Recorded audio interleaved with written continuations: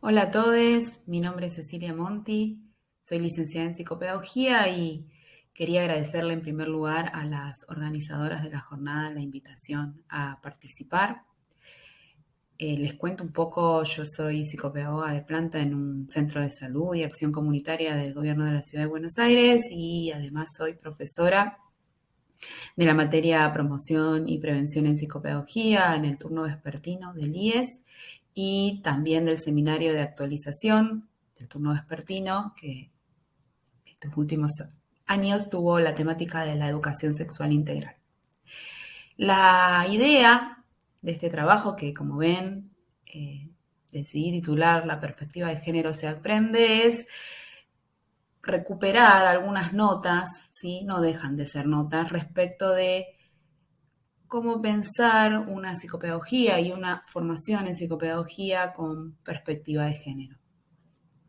Entonces, les propongo organizar este recorrido en torno a dos grandes preguntas, ¿sí?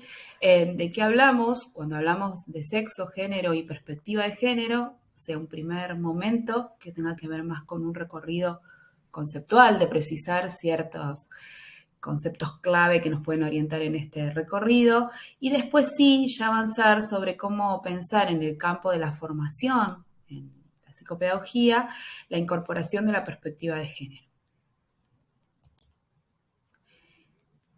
Vamos entonces con algunas de estas definiciones, ¿sí?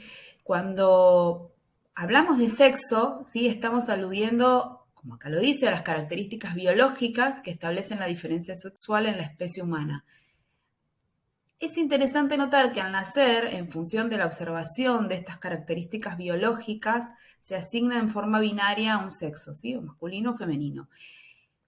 Es importante también que tengamos presente que algunas personas nacen con variaciones respecto de las formas que la ciencia ha determinado como habituales para cada uno de estos sexos, ¿sí? Esas personas que se incluyen en la diversidad corporal, ¿sí? Las denominamos intersex. Acá resalto el concepto de asignación, o sea, que hay un proceso, ¿sí? Por el cual hay una mirada y en función de esa mirada, que en general se hace en relación a caracteres sexuales externos, se determina cuál es el sexo que se va a asignar, ¿sí? Entonces, para empezar a cuestionar esta idea de la naturalidad. Por otra parte, tenemos la categoría de género, ¿sí? Que se refiere a una construcción social que da cuenta del modo en que una sociedad determinada lee y organiza la diferencia sexual. O sea, sobre esta diferencia sexual, sobre este sexo asignado, se construyen, ¿sí? Determinados mandatos, estereotipos, formas de pensar, de ser, que se expresan relacionalmente, ¿sí? Implican cuestiones de poder. En nuestras sociedades, que son patriarcales, estas relaciones entre masculinidades y feminidades son desiguales y jerárquicas. Quiere decir que una de ellas está priorizada por sobre la otra. Bien, avancemos entonces sobre lo que entendemos por perspectiva de género, ¿sí? La perspectiva de género es un enfoque crítico que sostenemos respecto de las formas de vinculación que mantienen las personas en relación con su género, ¿sí? Implica mirar nuestra vida cotidiana y dentro de ella nuestras realidades profesionales, por ejemplo, identificando, cuestionando, desnaturalizando una serie de prejuicios, de mandatos, de estereotipos que se vinculan con el género y la sexualidad. Es una forma, ¿sí?, de mirar nuestras realidades. Muchas veces se ha utilizado la metáfora de los lentes que utilizamos para mirar nuestra realidad cotidiana, ¿sí? Y esa realidad, a partir de esta mirada, cambia y nos demanda de otro tipo de formas, otro tipo de intervenciones, de mirar críticamente lo que veníamos haciendo. Muy bien. Bueno, entonces, la pregunta sería, si entonces el género es una construcción, ¿sí? ¿Cómo aprendemos estas formas generizadas de estar en el mundo.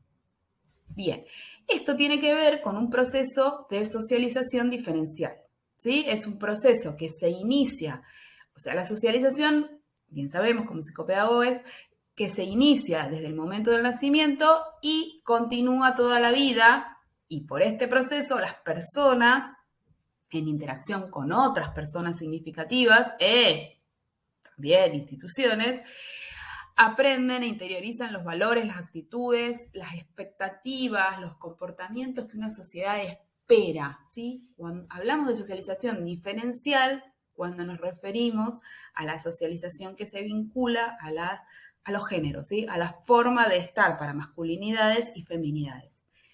En general, las masculinidades son socializadas en relación con atributos de poder, de la racionalidad, son socializadas para desplegarse en la vida social pública, en el trabajo productivo, y las feminidades son socializadas en la pasividad, la dependencia, la obediencia, en el ámbito de lo privado, el trabajo reproductivo, las tareas de cuidado. ¿Sí? Bien. Hecho este recorrido más conceptual, les propongo entonces desplegar un poco la pregunta de por qué deberíamos incorporar la perspectiva de género a nuestras prácticas en el campo de la psicopedagogía. Y aquí la voy a separar en dos cuestiones. Por un lado, al pensar nuestras prácticas, les propongo, esto no pretende ser exhaustivo, pero sí 3 grandes áreas que me parece que podemos interrogar. Por un modo, repensar los sesgos de género que podemos tener en nuestros diagnósticos, ¿sí?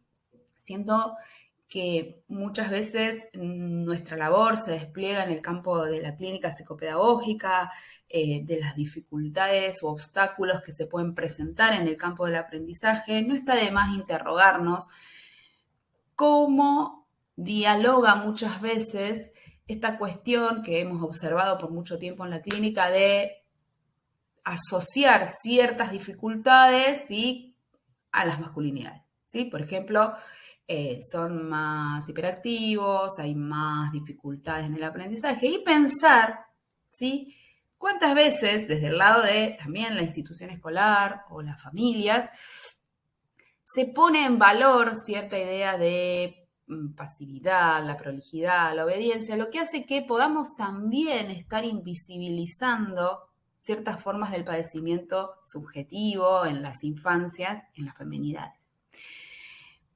Por ejemplo, ¿no? Podríamos pensar otros campos también. Y por otra parte, también les invito a partir de la perspectiva de género, repensar o revisar nuestros marcos teóricos que muchas veces han sido patologizantes, ¿sí?, respecto de las orientaciones sexuales o las identidades de género disidentes, ¿sí?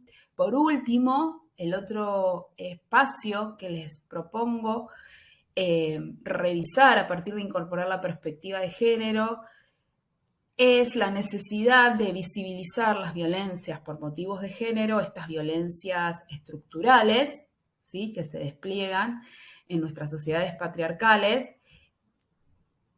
que se despliegan en distintos tipos de violencia, ¿sí? No solo las formas más cruentas como pueden ser los femicidios, sino todo el tejido simbólico que habilita, ¿sí?, los mensajes que circulan, las representaciones respecto de deber ser niña y niño, que muchas veces las tenemos tan naturalizadas que se nos dificulta visibilizarlas en nuestras prácticas en los distintos ámbitos en que nos desarrollamos. Esto en el campo de la práctica específica profesional de la psicopedagogía. Pero por otro lado, repensarnos también no solo en nuestros vínculos con usuarios, pacientes, estudiantes, sino también al interior de nuestro campo profesional. Aquí me parece que nos debemos, ¿sí?, una discusión respecto de cómo se pone en juego la división sexual del trabajo en el marco de profesiones como la nuestra, que son ligadas a las tareas de cuidado, ¿sí? No es casual que en nuestro instituto y en general en la carrera y en las inserciones profesionales seamos mayoritariamente feminidades, cómo esto se entrelaza con la desvalorización social, la precarización de las tareas de cuidado, la menor remuneración que tenemos. Entonces, me parece a mí que es una discusión que nos debemos, ¿sí? Cuando enlazamos muchas veces estas cuestiones a la idea de la vocación, incorporar una mirada desde la perspectiva de género también nos brindaría otras categorías de análisis y de abordaje en el sentido también de una mayor equidad, si quieren, en el campo profesional.